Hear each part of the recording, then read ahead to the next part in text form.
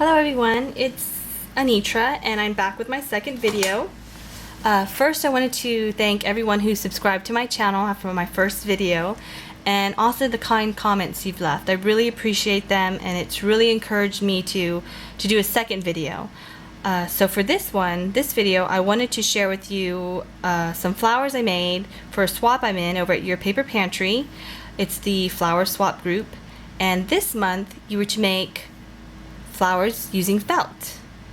So when I saw that, I jumped on it because I've seen some really cute projects using felt, and I actually have this book called Pretty Little Felts, and this is by Julie Collings. And there was a flower in particular in here that I wanted to try and recreate, and it has the instructions in this book. That's it right there. Isn't that gorgeous?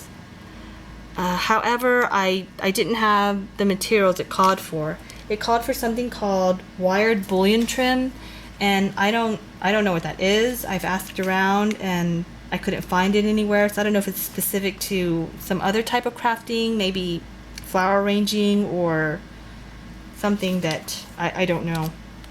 So I had to use what I thought would look similar, and then I ended up using some wire. And what I had done was I threaded some seed beads. These are these little tiny beads. I threaded them around this wire, and then I formed my petals.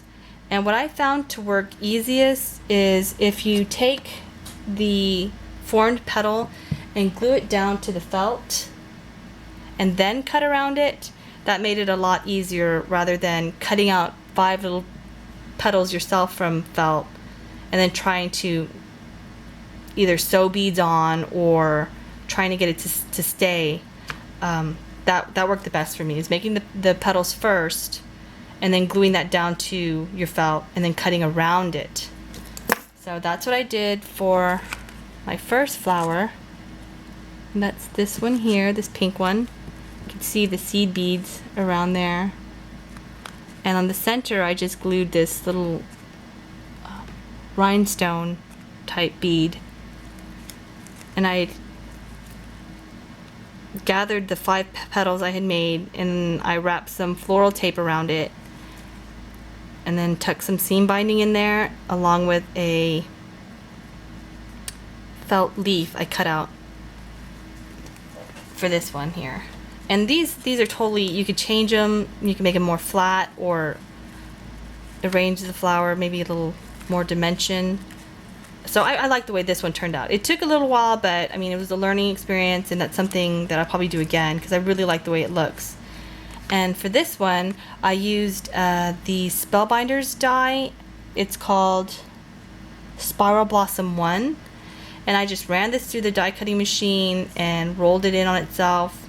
I also used hot glue to adhere it down to a circle I cut out of cardstock just to keep it all together. And then I added a leaf from Prima. And that's that one. And this one, I didn't even use a die. I just took a strip of felt. It was a 1 1/4 inch strip. And I just snipped it, put snips into the folded side and rolled that one onto itself. And it made this little like mum type flower. And to the center I added little beads. I don't know if you could see that. Yeah. So I thought the beads would peek out, and I just cut these leaves using pinking shears and adhered those to the back, again using hot glue, which is not my favorite form of adhesive. So I'm not very careful with it and I burn my fingers. But it works, it stays together, so that's what I used. And for this one, I used another die, a Sizzix die, and I believe this is called a rolled flower, and this is the larger. Here it is. I used this die by Sizzix, and I did the larger flower on that. I also did some small ones with the leftovers, and they came out really cute too. But since I wanted my flowers to kind of be the same size, I went ahead and did the bigger one, and then I added some pearls to the center and some tulle to the background, along with some rickrack I had. Just put little loops there. And that's that flower. So these are my 4 flowers for the swap, and I'm sending them off in these little bags that I made. And this is by no means an original idea. I actually saw Stephanie's video with her felt flowers, and they're super pretty. And she had packaged them in a felt and organza bag that she had made. And so after doing these flowers, I was done thinking. I just said, oh, that's a great idea. I'll just do that. And so thank you, Stephanie. That was a wonderful idea. And I used it. So what I did to make these little bags is I actually had one that my daughter's shoes had come in when she was a baby. And so I just used this as a pattern. And I cut out of organza, and then the fabric I had was a cotton.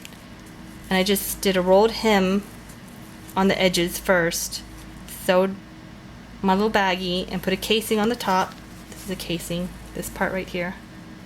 And actually hand sewed the part where the ribbon would go through. That way when you pull it on the edges, this 2 side ribbons, it closes. So I like that, and I figured after they use the flowers they can have the bag. So I just added a tag with my information on the other ones. That's how it's going to be.